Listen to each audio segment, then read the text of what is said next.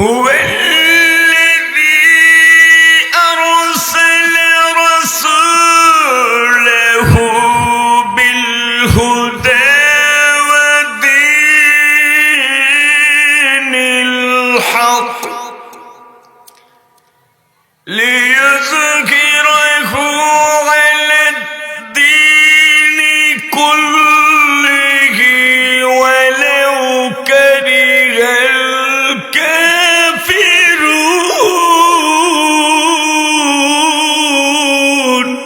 আমার নবীকে আমার রাসূলকে আমি আল্লাহ পাঠিয়েছি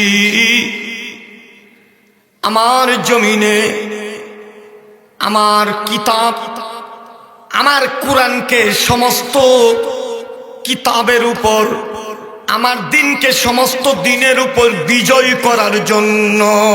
সুবহানাল্লাহ। এটা কার কথা? জোরে কোন? আল্লাহর দিন বিজয় থাকবে, আল্লাহর কিতাব সবার উপরে থাকবে, লিউযহিরাহু প্রকাশ্য থাকবে। সুবহানাল্লাহ কোন? আল্লাহর কথা মানতে রাজি আছেন তো? তাহলে আল্লাহর দিনকে সবার উপরে রাখতে হবে না নিচে? জোরে কোন? এই উপরে রাখতে গিয়ে আপনার সাথে কাফেরদের সাথে লড়াই হবে, প্রয়োজনে মারতে হবে, প্রয়োজনে মরতে হবে, ঠিক কিনা জোরে কোন? আল্লাহর জমিনে আল্লাহর দিনকে আমরা প্রাধান্য না দিয়ে আমরা ভারতকে বাংলার জমিনে প্রাধান্য দিয়েছিলাম, এই জন্য আমাদের উপর জুলুম নির্যাতন খড়গ নেমে এসেছিল, ঠিক কিনা জোরে কর?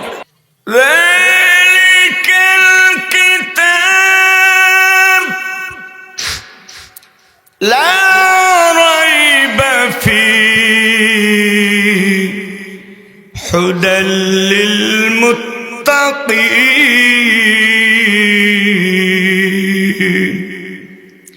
This is the book of Allah. There is no doubt about it. It is guidance to God-fearing people. আমার আল্লাহ বলেন, এই সেই কোরআন, যাই কোরআনের ভিতরে কোনো ভুল নেই, ভুল তো দূরের কথা, সন্দেহ মাত্র নেই। জোরে জোরে কোন সুবহানাল্লাহ। আমার আল্লাহ বলেন, এই কোরআন আমি নাজিল করেছি বিশ্ব মানবতার মুক্তির জন্য, কল্যাণের জন্য, মানবতাকে পথ দেখানোর জন্য। আমার আল্লাহ বলেন, আমি 30 পারা কোরআন নাজিল করলাম। জোরে জোরে কোন সুবহানাল্লাহ। এই কোরআনে ভুল নেই, কে বলেছেন? জোরে কোন? কেউ যদি ভুল ধরার চেষ্টা করে ঈমান থাকবে না চলে যাবে? কয় পারা কোরআন? কয় পারা?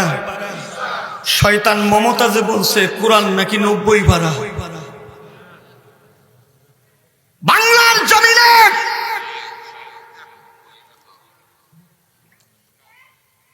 আল্লাহর কোরআনের বিরুদ্ধে কথা বলেছে, 30 পারা কোরআনকে বলেছে 90 পারা। আল্লাহর নবী নাকি 60 পারা বাতিল করেছে, গোপন করেছে, 30 পারা জাহির করেছে। আল্লাহর নবীকে আসামি বানাই দিছে, এর বিচার বাংলার জমিনে হবে, ঠিক কিনা জোরে কর? যেই সংসদে আল্লামা দেলোয়ার হোসেন সাইদি সাহেবের মতো আলেম বসেছে, সেই সংসদে নর্তকীর গান বাদ্য বাজনা বাজানো হয়েছে, বাংলাদেশের 16 কোটি মুসলমানকে অপমান করা হয়েছে, ঠিক কিনা জুড়ে কন? আমি সেই দিকে যাব না। বাংলাদেশে আলেম উলামারা মাহফিলে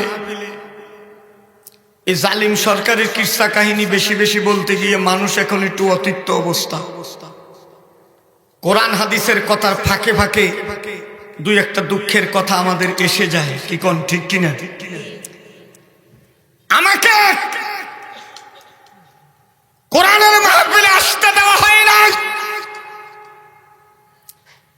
আমাকে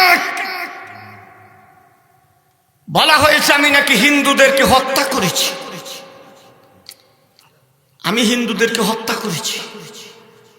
ঢাকা সাংবাদিকরা আমার জিজ্ঞেস করলো, আপনি হিন্দুদেরকে হত্যা করেছেন?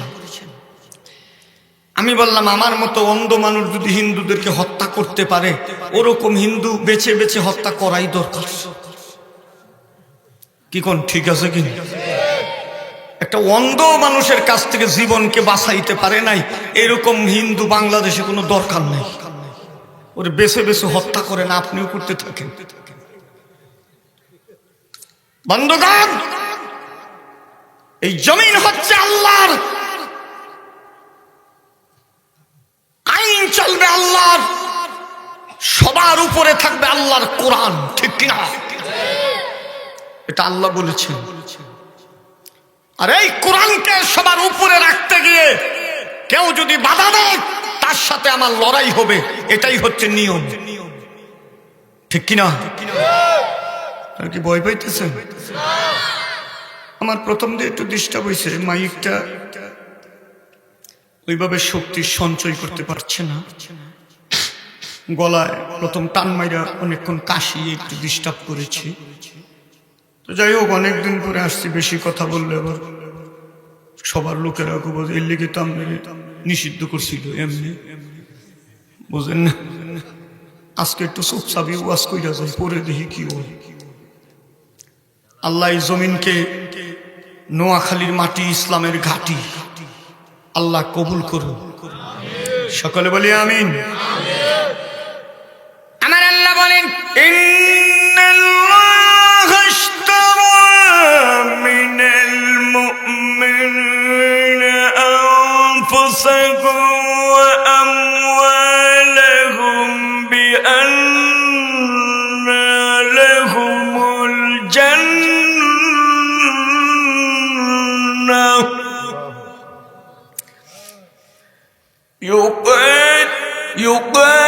يقاتلون في سبيل الله فيقتلون ويقتلون।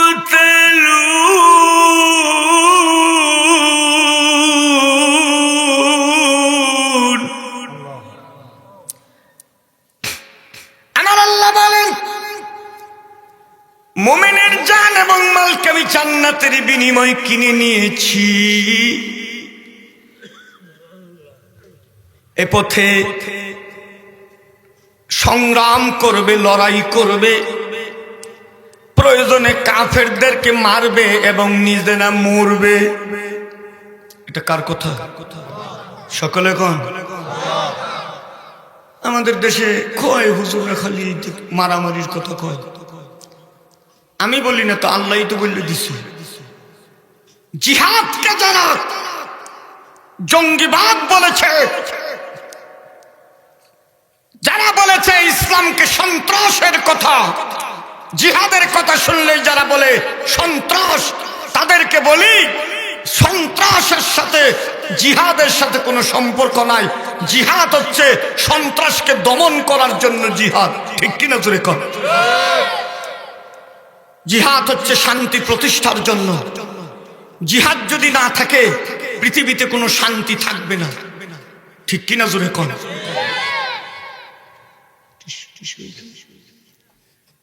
বন্ধুগণ, আল্লাহর পথের জিহাদ মুসলমান যেদিন থেকে ছেড়ে দিয়েছে, ওই দিন মুসলমানেরা পৃথিবীতে নির্যাতিত হয়েছে, অসহায় হয়ে গেছে, ঠিক কিনা জোরে কর?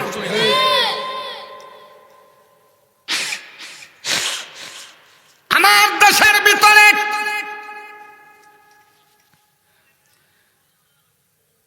আল্লাহর জিহাদ না থাকার কারণে ভারতের কাফেররা চেপে বসেছিল, মুশরিকরা চেপে বসেছিল। ভারতের কাফেররা, মুশরিকরা প্রথম পরামর্শ দিল, জিহাদ যাতে মাথাচাড়া দিতে না পারে বাংলাদেশে, এই জন্য জঙ্গিবাদের স্লোগান শুরু করে দিতে হবে, যাতে করে বিদেশিরা বাংলাদেশের কে ঘৃণা করে। এই জন্য মানুষ মারতে হবে ইসলামের নামে। সর্বপ্রথম ওই জঙ্গি, ওই সমস্ত বাংলা ভাই, ওই সমস্ত ইংরেজি ভাইদেরকে দিয়া মানুষ হত্যা করে মুসলমানদেরকে কলঙ্কিত করার চেষ্টা করা হয়েছে, ঠিক কিনা জুড়ে কন?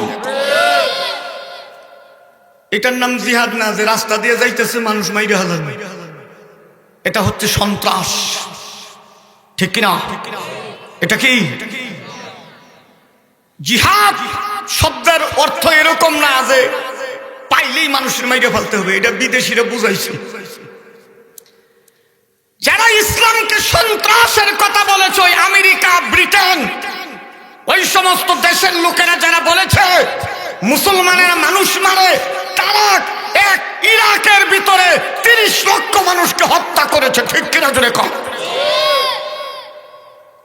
আফগানিস্তানে 40 লক্ষ মুসলমানের রক্তে লাল করেছে। তারা গোটা বিশ্বে মানুষ হত্যায় মেতে উঠেছে, আর বিরুদ্ধে, ইসলামের বিরুদ্ধে তারা সন্ত্রাসের কথা বলেছে। এই পৃথিবীতে যদি 1 নম্বরের সন্ত্রাসী দেশ থাকে, সেটা হচ্ছে আমেরিকা, ঠিক কিনা জুড়ে কম? তারপরে হচ্ছে রাশিয়া, বিনা অপরাধে আফগানিস্তানে এই আমেরিকা, রাশিয়া 30টি বছর দেশটাকে বোমা মেরে তামা বানাই ফেলছে। ওদেরকে সন্ত্রাসী বলা হয় না। আর মুসলমান অন্যায়ের প্রতিবাদ করে সন্ত্রাসী হয়, এই সমস্ত ভণ্ডামি আর গোটা বিশ্বে চলবে না। ওই জাতিসংঘ ছায়ায় থেকে থেকে যে আমেরিকা বদমাশি করে, ওই জাতিসংঘকে আমরা মানি না, ঠিক কিনা জোরে কম?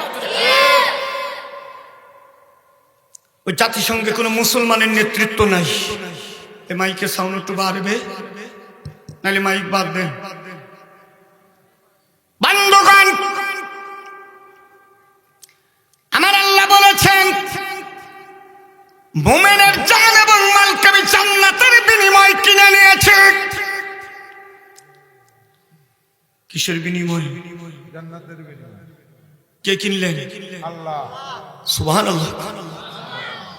জানতো মাল তো আল্লাহই দিছেন নাকি? আল্লাহ আবার কিনার দরকারটা কি? আপনার ছেলের জমিন দিছেন, আরেক জায়গায় বেচে আলতেছে, হয় না এরকম? তখন বাপে কয় আরেক জায়গায় বেচবি কি, আমি টেহা দিই, আমার কাছে বেচে দে। বাপের চিন্তা হইল পরে ঘুরাইয়ে নিতে পারবে, ঠিক আছে কিনি? এটা কি বাপে বালা করলো না খারাপ করলো? সুবহানাল্লাহ। আমার আল্লাহ বলেন আমি জান এবং মাল দিয়েছি, আবার আমি কিনে নিলাম, কিনে তোর কাছেই জমা রাখলাম। যখন আমি ডাক দিব তখন দেওয়ার জন্য প্রস্তুত থাকতে হবে, ঠিক আছে কিনি? জান এবং মাল নিয়ে প্রস্তুত থাকতে হবে। কার জন্য? কারণ এটা তো আমার না, বিক্রি করছি কার কাছে? একবার, এটা দুইবার। আল্লাহ দিছে এমনি, আবার বিক্রি করছি, তাইলে অধিকার আল্লাহর বেশি না আমার বেশি? যেহেতু বিক্রি করে দিছি। আল্লাহ যখন অর্ডার দেবে তখন আপনাকে দিয়ে দিতে হবে। আল্লাহ বলেন ইউকাতিলুনা ফি সাবিলিল্লাহি ফায়াকুতুলুনা ওয়া ইউকতালুন।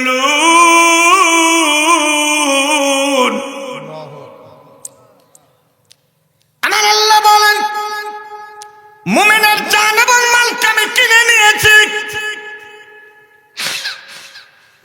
এমনে কিনি নাই, মুখের কথাই কিনি নাই, বিনিময়ে আমি জান্নাতের ঘোষণা দিয়েছি। সুবহানাল্লাহ। কোন কি চান নাকি?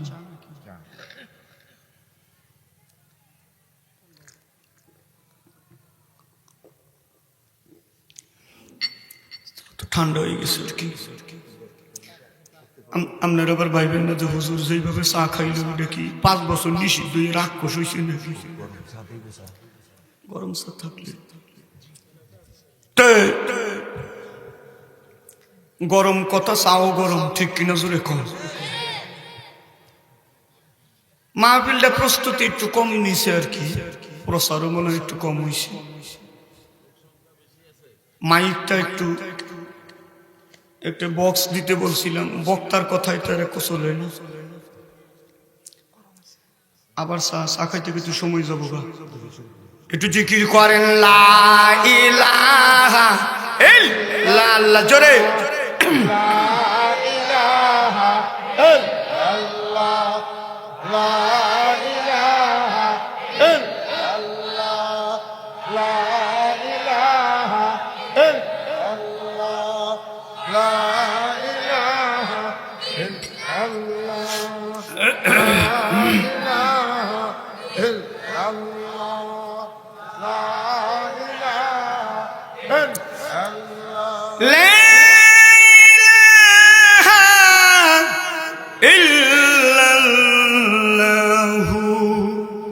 মুহাম্মাদুর রাসূলুল্লাহ সাল্লাল্লাহু আলাইহি ওয়াসাল্লাম। পরিষ্কার কথা, আমাদের সাথে চুক্তি হয়েছে কার সাথে? জোরে কান। আল্লাহ চুক্তির মাধ্যমে আমার জানমাল কিনে নিয়েছে, বিনিময়ে আমাকে জান্নাত দিবেন। আমরা জান্নাতে যাইতে রাজি আছি কিনা? ইনশাআল্লাহ। কে কে রাজি আছেন হাত উঁচা করে দেখান। আল্লাহ কবুল করুন, আমিন। সকলে বলি আমিন। যদি জান্নাতে যেতে চান তাহলে শহীদি তামান্না, আল্লাহর জমিনে কত অসহায় মানুষের চিৎকার, দর্শিতা নারীর চিৎকার, আবাল বৃদ্ধা বনিতার চিৎকার, আল্লাহর কোরআনকে উপরে রাখার জন্য আমাকে আল্লাহর জমিনে আল্লাহর দ্বীন প্রতিষ্ঠার জন্য আমাকে এই জীবনটা দেওয়ার জন্য সবসময় প্রস্তুত থাকতে হবে, যেহেতু এই জীবনের মালিক হচ্ছে আল্লাহ। ঠিক কিনা জোরে কও। বান্দগান, বিশ্ব নবী উহুদের ময়দানে আহারে 70 জন বাগা বাগা সাহাবী নবীজির সঙ্গে কাফেরদের বিরুদ্ধে লড়াই করতে গিয়ে 70 জন বাগা বাগা সাহাবী উহুদের ময়দানে জীবন দিয়া দিল।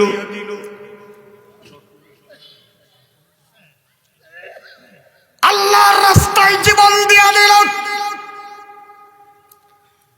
70 জন বাগা বাগা সাহাবী। আল্লাহ রাব্বুল আলামিন কোরআনের আয়াত জানিয়ে দিল, কাফেররা যখন ছড়াইয়ে দিল আল্লাহর নবী দুনিয়ার থেকে বিদায় হয়ে গেছে, কাফেররা ছড়িয়ে দিল বিশ্ব নবী নাই, উতিলা মুহাম্মদ দুনিয়ার থেকে বিদায় হয়ে গেছে। সাহাবীরা হতাশা হয়ে গেল। আমার আল্লাহ রাব্বুল আলামিন কোরআনের আয়াতে জানিয়ে দিলেন,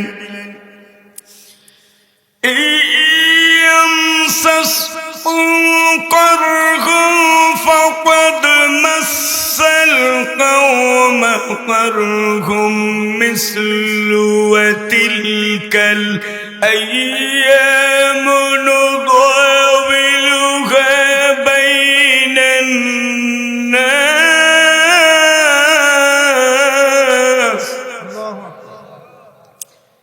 আমার আল্লাহ বলেন,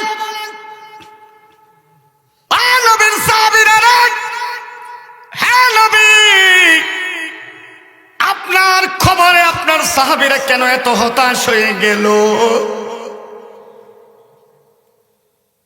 বদরের প্রান্তরে তোমাদেরকে বিজয় দিয়েছিলাম, ওরা পরাজিত হয়েছিল। জয় পরাজয় এটা হচ্ছে আমার হাতে। কার হাতে? আমি কাউকে কখনো পরাজিত করি, কাউকে কখনো বিজয়ী করি, এটা আমার হাতে। তবে আমি মুমিনদেরকে মাঝে মধ্যে একটু অন্ধকার দিয়ে কিছু মুমিনদেরকে আমি আমার জান্নাতের জন্য বাছাই করি শাহাদাতের মাধ্যমে, তাদেরকে জান্নাতের মেহমান বানানোর ব্যবস্থা করি। জোরে জোরে কোন সুবহানাল্লাহ। মুমিনের জীবনে সবচাইতে বড় উপহার হচ্ছে, সবচাইতে বড় চাওয়া হচ্ছে আমার জীবনটা যাতে আল্লাহর রাস্তায় চলে যায়, আমার জীবনটা যাতে শহীদি মৃত্যু যাতে আমার হয়। আর শহীদি মৃত্যু হচ্ছে সুজা জান্নাতের মৃত্যু। সুবহানাল্লাহ। আল্লামা, আপনাদের কষ্ট হচ্ছে? আল্লামা দেলোয়ার হুসাইন সাইদি সাহেব সারাটা জীবন আল্লাহর কাছে বলেছিলেন, আল্লাহ আমাকে তুমি শাহাদাতের নজরানা নসিব করো। তো উনি জেলখানায় একদিন আফসোস করতেছিলেন যে আমার তো আমৃত্যু কারাদণ্ড হলো, ফাঁসি রায় তো হইল না, শাহাদাত আমার কিভাবে হবে?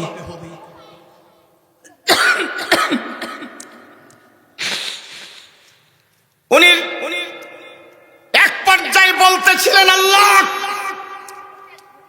আমি যখন শাহাদাত হইলই না, একটিবার আমি কোরআনের তাফসীর মাহফিলে বাংলার জমিনে যেতে চাই।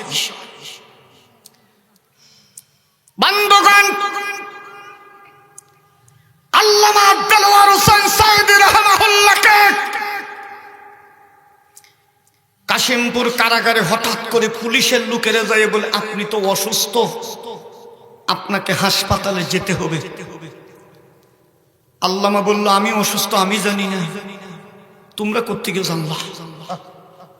কয়, হ্যাঁ আমাদেরকে উপর থেকে বলা হয়েছে আপনি অসুস্থ, পিজি হাসপাতালে যাওয়ার জন্য সব ব্যবস্থা আপনার হয়ে গেছে, আপনি উঠেন। আল্লামা সাইদি সাহেব বলল, আমি অসুস্থ, আমার আগে তোমরা কেমনে জানতে পেরেছ? নিশ্চয় এখানে চক্রান্ত চলছে। আল্লামা জীবনে যা বলছিল সব বাংলাদেশে এখন আমরা দেখতে পাচ্ছি। আল্লামা বলেছিল তোমরা সোজা 16 কোটি মুসলমান যেদিন জাকি দিবে সোজা দিল্লি যাইয়ে পড়বা। দিল্লি যাইয়ে পড়েছে, ঠিক কিনা জোরে কর। বাংলার মানুষের কলিজার টুকরা বাতিল বহিষ্কার করতে হয়েছে আল্লামার জন্য দোয়া করার কারণে। শেষে স্বরাষ্ট্র পররাষ্ট্র মন্ত্রীরা বলল, এইবারে যদি দলের লোক নিষিদ্ধ করা হতে থাকে, বাংলাদেশে আওয়ামী লীগ থাকবে না, নিষিদ্ধ করা বন্ধ করেন। তাহলে উনি মারা গেছে, কেউ তার মনের ইচ্ছা করে দোয়া করবে, এটা আমাদের বাধা দেওয়ার কোনো দরকার না। আল্লামাকে জেলখানার থেকে বের করে নেওয়া হলো। আপনারা দেখেছেন, বলেছিল হার্ট অ্যাটাক করেছে ওনার।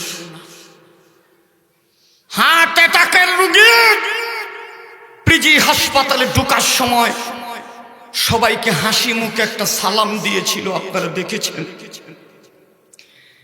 এটাই জাতির কাছ থেকে সালাম দিয়ে শেষ বিদায় উনি নিয়েছিলেন। হার্ট অ্যাটাকের রোগী কি সালাম দিতে পারবে? কথাই তো বলতে পারবে না, ওনার তো হুঁশই থাকবে না।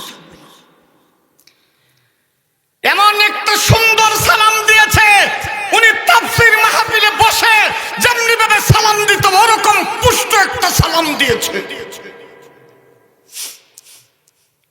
আমি হাসপাতালে গিয়েছিলাম ওনাকে যেদিন হত্যা করা হয়েছে। হাসপাতালের রোগীরা বলছে, হুজুর যখন ঢুকে তখন রোগীদেরকেও সালাম দিয়ে দিয়ে ভিতরে ঢুকছে। পরের দিন দুপুর বেলা আপনারা দেখেছেন, কে জানি হাসপাতালের ভিতর থেকে উনার একটা ছবি মোবাইলে পোস্ট করেছে, উনি বিছানার মধ্যে বসে আছেন, সুস্থ মানুষ। হঠাৎ করে তার রুম থেকে সবাইকে বের করে দেওয়া হলো, বলল যে আপনারা বের হন, রোগীর সঙ্গে আমাদের কাজ আছে। মহিলা নার্স বলল যে উনি দরজার আড়ালে চুপটি করে বসে রইল যে দেখি আল্লামার সঙ্গে কি ব্যবহার করা হয়। হঠাৎ করে উনাকে বিছানায় শুয়াইয়া উনার জামাটা উঠাইয়া নাবিতে একটা ইঞ্জেকশন করলো। আল্লামা আল্লাহু আকবার বলে দুনিয়া থেকে শেষ বিদায় নিয়ে চলে গেল।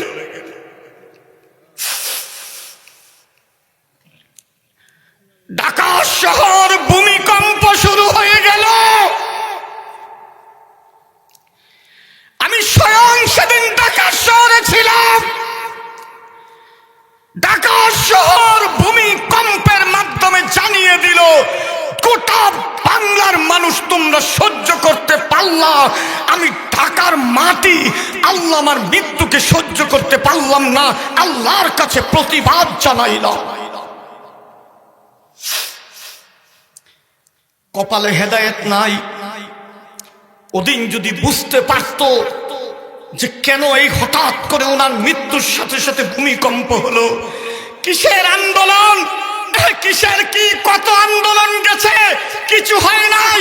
আল্লামার মৃত্যুর 1 বছরের পরে আবার ওদের কোন দিবস পালন হবে, এটা আল্লাহ সহ্য করতে পারে নাই। 15 আগস্টের আগে আল্লামারকে মানুষ যাতে স্মরণ করে, এই জন্য কোন দিবস বাংলাদেশে হবে না। আগস্ট মাসে আল্লামা সাঈদী সাহেবকে মানুষ স্মরণ করবে, এই জন্য 15 আগস্টের আগেই ওদেরকে 5 আগস্ট দুনিয়ার থেকে সরিয়ে দিয়ে বাংলার জমিনকে মুক্ত করা হয়েছে। ঠিক কিনা জুড়ে কর।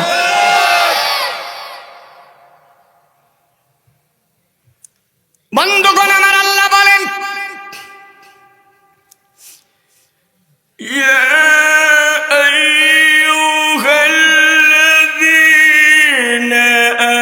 আমানু হাল আদুল্লুকুম আলা তিজারা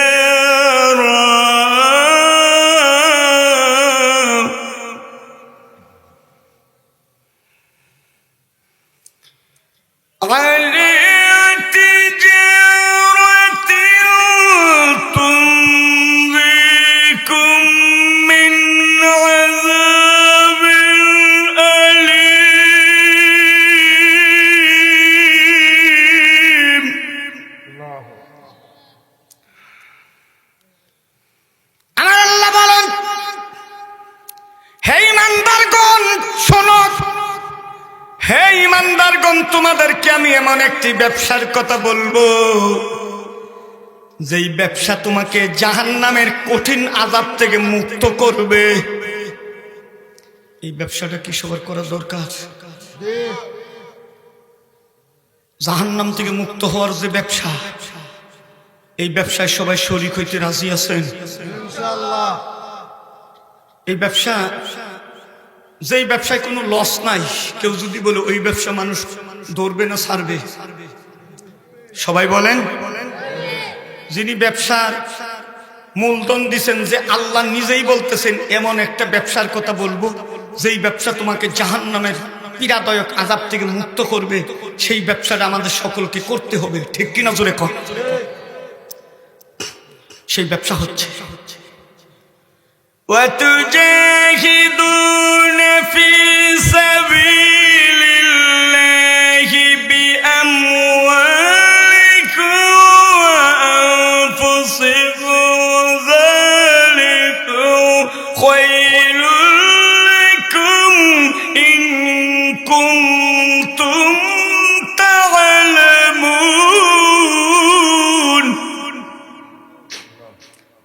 আমার আল্লাহ বলেন, যে ব্যবসা তোমাকে জাহান্নামের কঠিন আযাব থেকে মুক্ত করবে, সেই ব্যবসা হচ্ছে আল্লাহর পথে নিজেদের জান এবং মাল দ্বারা জিহাদ করবে। আল্লাহর পথে নিজেদের জান এবং মাল দ্বারা জিহাদ করবে, এটাই হচ্ছে তোমার জন্য সবচাইতে কল্যাণকর। জোরে জোরে কোন সুবহানাল্লাহ। এই ব্যবসা জন্য আমাদেরকে ঝাঁপাইয়ে পড়তে হবে, যেমনি ভাবে সাহাবায়ে কেরাম করেছিলেন। উহুদের কথা বলতেছিলাম, 70 জন বাঘা আল্লাহর রাস্তায় জীবন দিয়ে দিল। উহুদের ময়দানে খবর ছড়ানো হয়ে গেল আল্লাহর নবী দুনিয়ার থেকে বিদায় হয়ে গেছে। হযরত আলী রাদিয়াল্লাহু তাআলা আনহু পাগলের মতো হয়ে গেল, হায়রে আল্লাহর নবী যদি দুনিয়ার থেকে বিদায় হয়ে যায়, একটা সাহাবী যদি আমরা জীবিত থাকি, আল্লাহর কিয়ামতের ময়দানে বুঝ দেওয়া যাবে না। আল্লাহরে কেমনে বুঝাবো? আল্লাহ যদি বলে তোরা জীবিত থাকলি, আমার নবী শহীদ হয়ে গেল, তোরা কি করেছিলি, তখন আল্লাহকে কিভাবে বুঝাবো? বিশ্বনবী উহুদের ময়দানে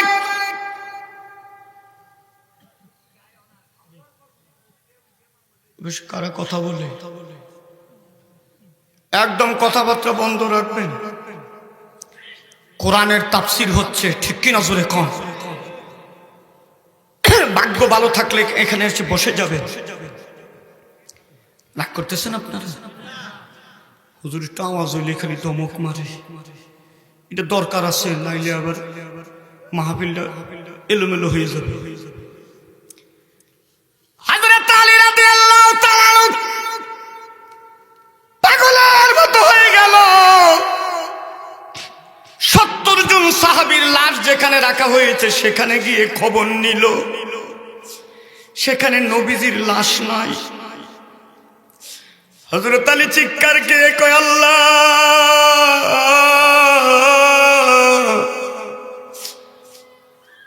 আমাদের ভুলের কারণে ঈসা নবীর মতো আমার নবীরে তুমি আকাশে উঠাইয়ে নিও না, ভুল করেছি আমরা। হযরত আলী রাদিয়াল্লাহু তাআলা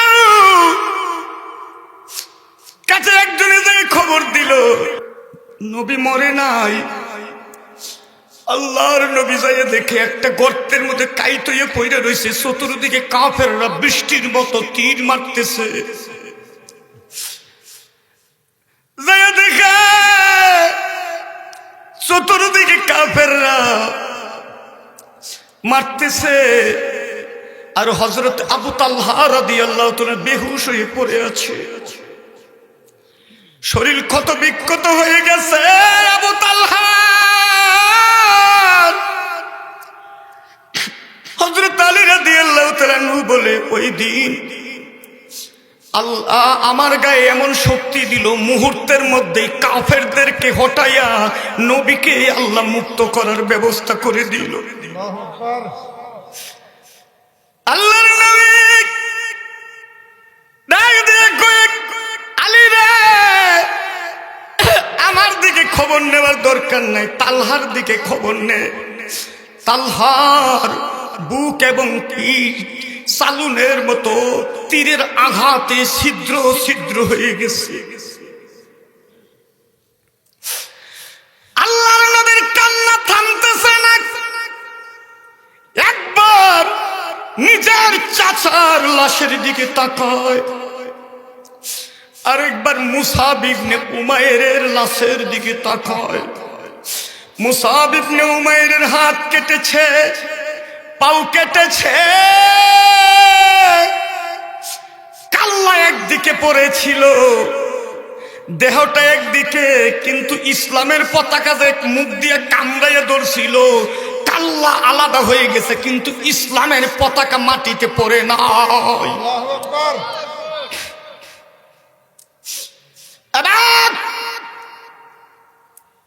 নবীজির কান্না বন্ধ হয় না, লাশের দিকে তাকিয়ে তাকিয়ে কান্দে।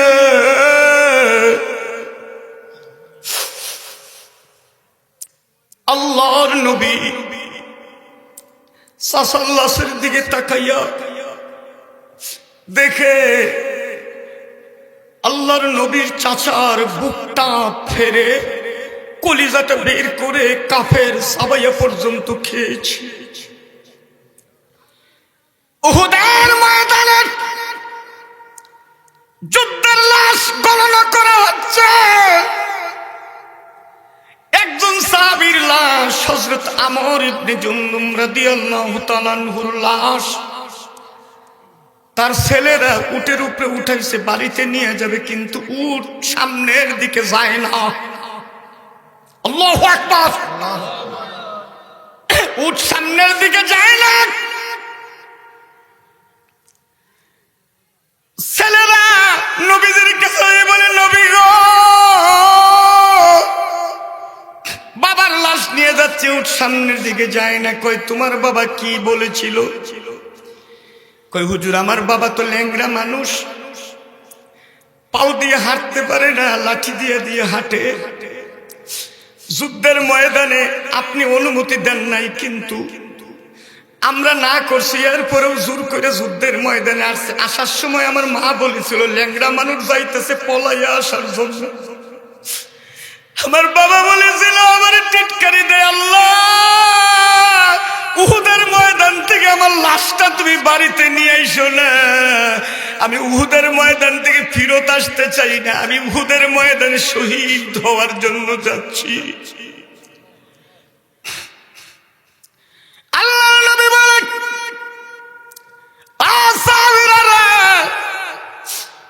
এই সাহাবীর লাশ তোমরা যতই বাড়িতে নিয়ে যাইতে চাও, লাশ যাবে না। কারণ সৈনিকের দোয়া আল্লাহ ফিরত দেন না। উহুদের ময়দান থেকে আসার সময় দোয়া করছিল, আর বাড়িতে যেতে চায় না, আল্লাহ তার লাশ আর নিবে না, এইখানেই তাকে দাফন কাফনের ব্যবস্থা করো। বন্ধুগণ, এই জমিনে আপনার সব চাইতে আপনার জীবনের স্বপ্ন হতে হবে আমার জীবনটা আমি আল্লাহর রাস্তায় দিয়ে দিই। ঠিক কিনা? ঠিক কিনা? পুষ্ট হাদিস আপনাদের সামনে আমি পেশ করতেছি।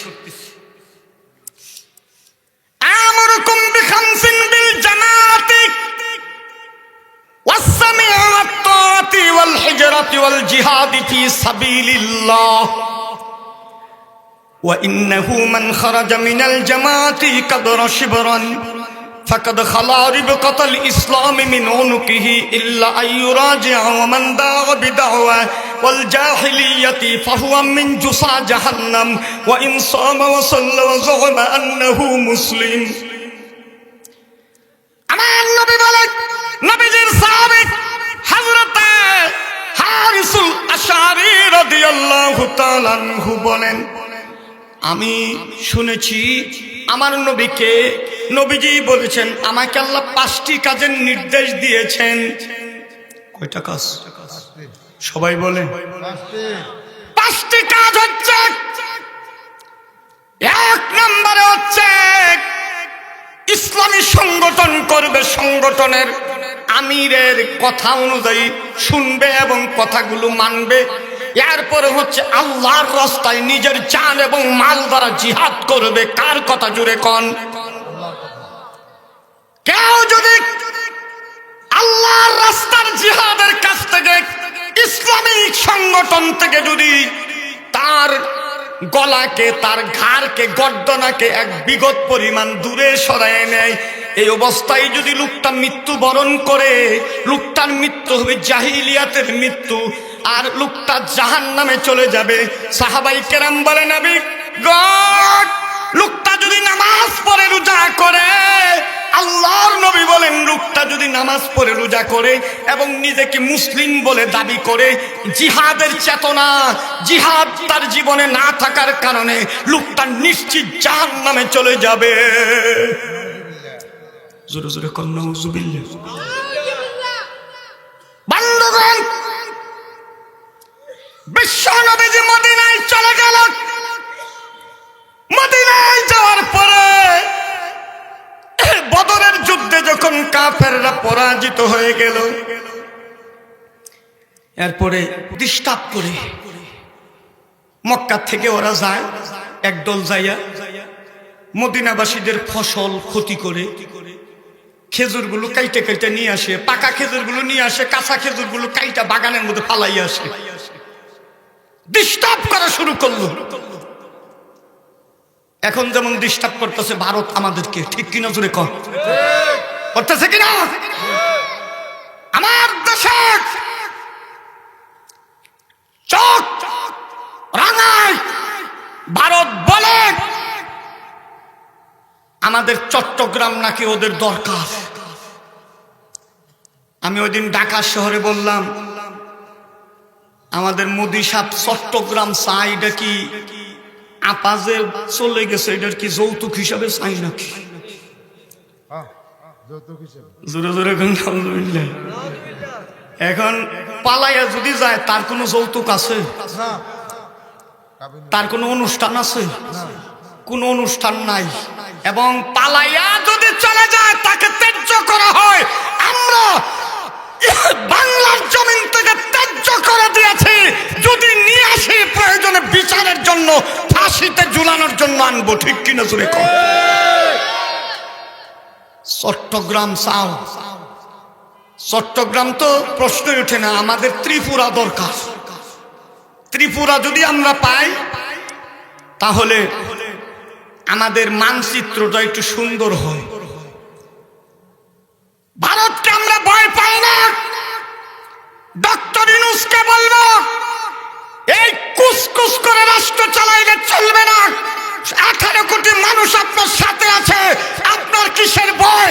আপনি কুকুরকে দমন করতে মুগুর লাগে, আপনাকে মুগুর হাতে নিয়ে কুকুরকে দমন করতে হবে, ঠিক কিনা জোরে কর। সুসু করলে চলবে না। এক সাগর যুবকের রক্তের বিনিময়ে দেশকে মুক্ত করা হয়েছে। রক্তে কিনা দেশকে কারো চোখ রাঙানোকে ভয় পায় না, ঠিক কিনা জোরে কম। ঠিক ঠিক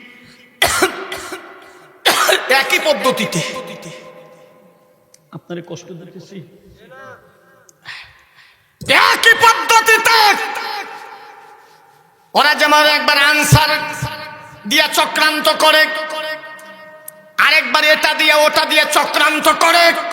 বদরের যুদ্ধের পরে কাফেররা, মক্কার কাফেররা আমার নবীকে ফসলের ক্ষতি, বিভিন্ন চুরি সাসরামি করে মদিনাবাসীকে ডিস্টার্ব করতেছিল। জোরে জোরে কন্যা উজুবিল্লাহ। এখন আল্লাহর নবী 6 জনের একটা দল পাঠাইলো। কয়জনের?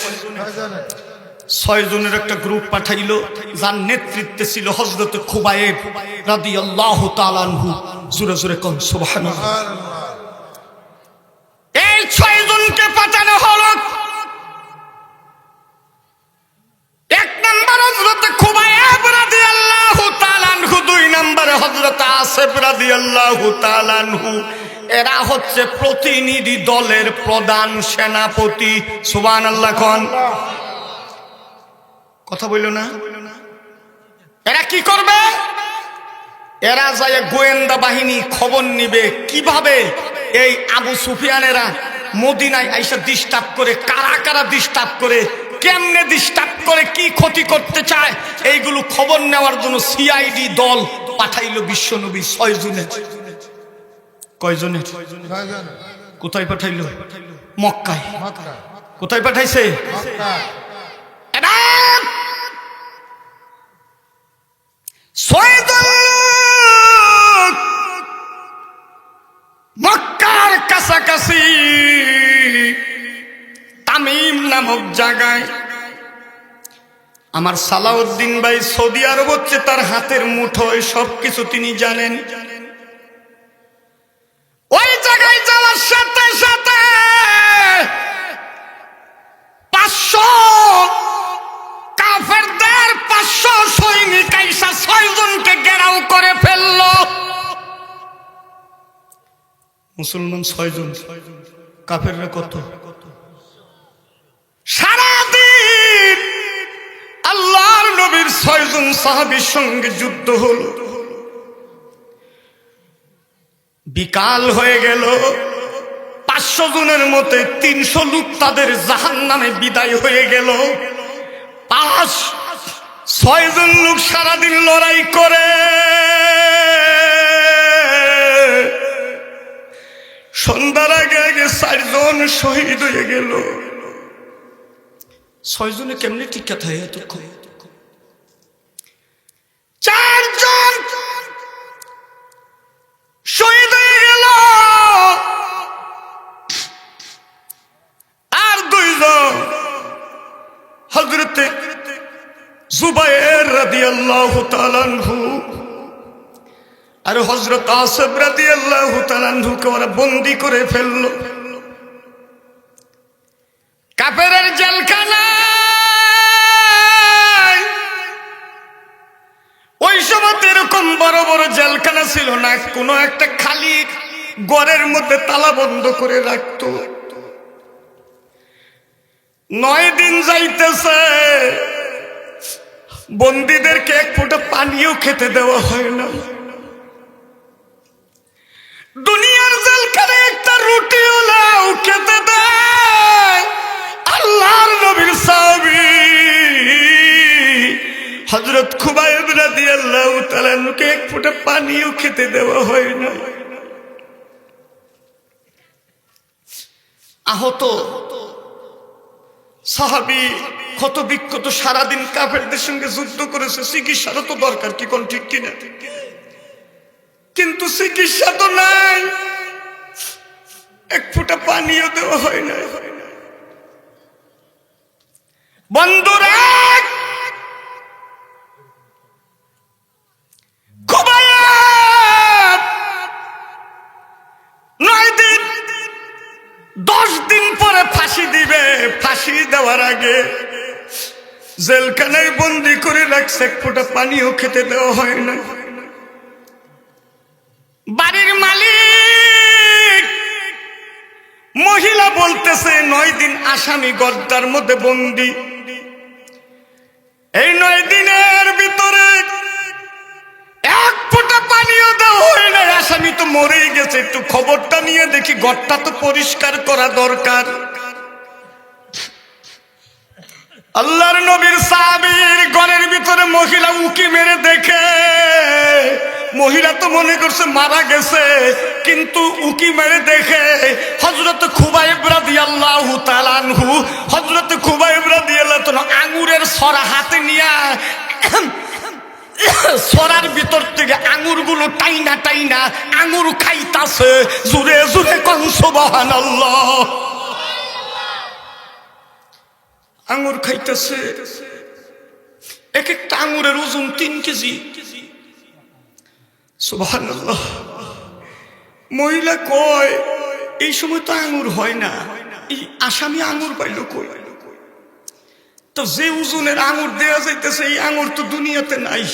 জান্নাত থেকে আল্লাহ আঙ্গুর ফলের ব্যবস্থা করছে হযরত খুবাইব রাদিয়াল্লাহু তাআলা আনহুর জন্য। জোরে জোরে কোন সুবহানাল্লাহ। মহিলা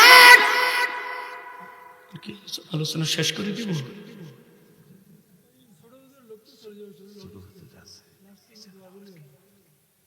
বাজে কত? মৃত্যু 20-5 মিনিটে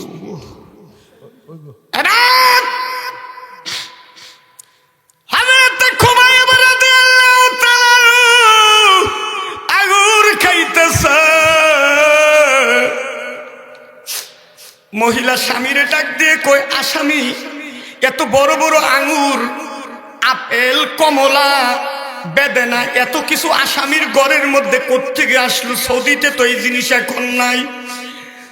আল্লাহর নবীর সাহাবীরা জিজ্ঞেস করে, তুমি এই ফলগুলো কোত্থেকে পাইলা? তোমার তো ঘরে তালা মারা, কেমনে আসলো?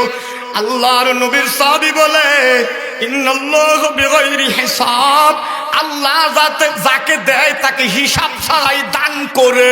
জোরে জোরে কোন সুবহানাল্লাহ। হযরত খুবাইব রাদিয়াল্লাহু তাআলা আনহুকে ঘর থেকে বের করে নিয়ে গেল। দুনিয়ার কেউ নাই, মক্কা থেকে মদিনা, আহারে শত শত কিলোমিটার দূরে, সাথী নাই, সঙ্গী নাই, আত্মীয় স্বজনরা কেউ নাই।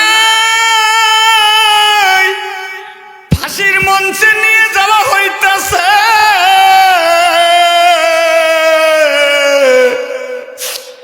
ফাঁসির মঞ্চে নিয়ে হযরতে খুবাইব রে কয়, তোরে আমরা মারবো না, তোরে আমরা ছেড়ে দিব, তোর মৃত্যুদণ্ডও দিব না, তোরে ছেড়ে দিব। তুই বল তোর নবী মুহাম্মদ সাল্লাল্লাহু আলাইহি ওয়াসাল্লাম কোথায় আছে?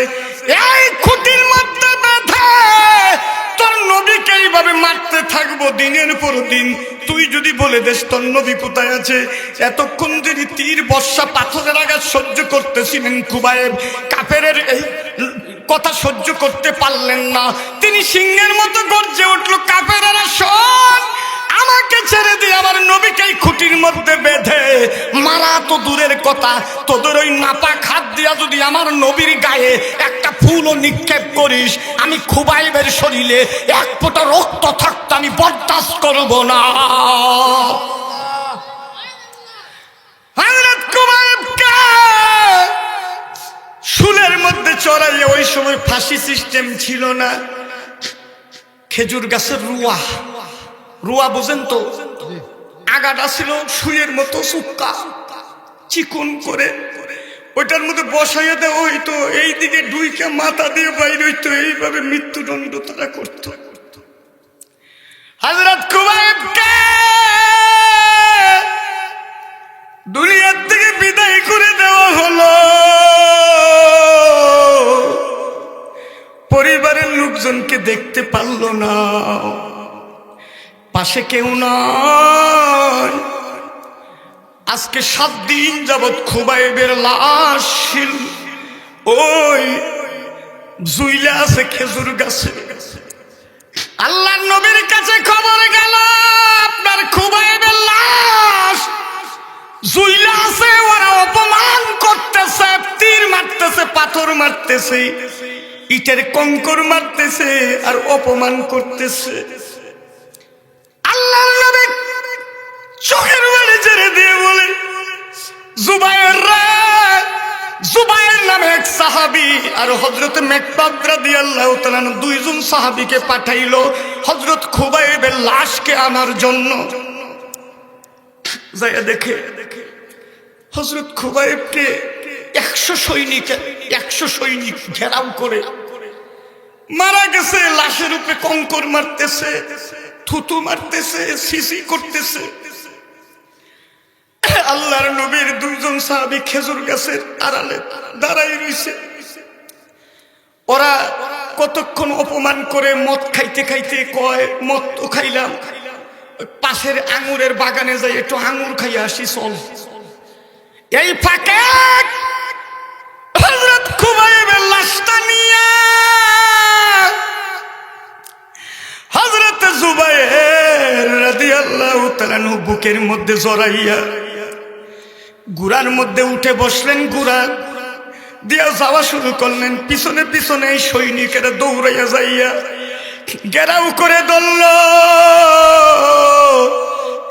এক হাতে লাশ, আরেক হাতে তলোয়ার চালাইতে চালাইতে দুইজন সাহাবী সন্ধ্যা পর্যন্ত চালানোর পরে এখন দেখা যায় ওদের 100-র মধ্যে 50 জন বিদায় হয়ে গেছে। আল্লাহু আকবার! 50 জন বিদায় হয়ে গেছে, আরো সৈনিক পাঠাইতেছে। এমনি সময় হযরতে মিকদাদ রাদিয়াল্লাহু তাআলা ডাক দিয়ে কই, জুবায়ের গো, আমরা তো জীবন দিয়ে দেব, কোনো সমস্যা নাই, কিন্তু ইচ্ছে করে তো আত্মসমর্পণ করা যাবে না, জীবনের শেষ পর্যন্ত লড়াই করে যেতে হবে। কিন্তু এই অবস্থায় যদি আমরা বন্দী হয়ে যাই, ইসলামের ক্ষতি হয়ে যাবে। বন্দী হওয়া যাবে না, প্রয়োজনে যাব, প্রয়োজনে মরব, দুইটার মধ্যে একটা, কিন্তু বন্দী হব না। খুবাইব রাদিয়াল্লাহু তাআলার লাশটা ডান পাশে গুড়ার থেকে মাটির মধ্যে রাখলেন আর বললেন, হাসবুনাল্লাহ নি'মাল ওয়াকিল নি'মাল মাওলা ওয়া নি'মান নাসির।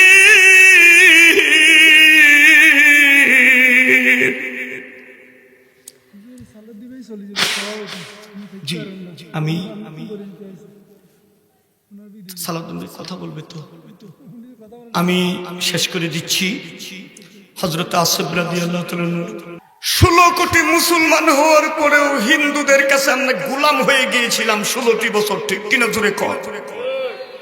সেই জিহাদ বাংলাদেশের যুবকেরা ফিরিয়ে নিয়ে এসে বিপ্লবের মাধ্যমে মুসলমানের অধিকার ফিরিয়ে নেওয়া হয়েছে। আমরা আজ স্বাধীনভাবে বাংলার জমিনে কথা বলতে পারছি। ওই জিহাদ থেকে আমরা একচুল পরিমাণ আমরা দূরে সরে যাব না, ঠিক কিনা জুড়ে কর? জিহাদ যতদিন আমাদের থাকবে ততদিন আমাদেরকে অপমানিত করতে পারবে না।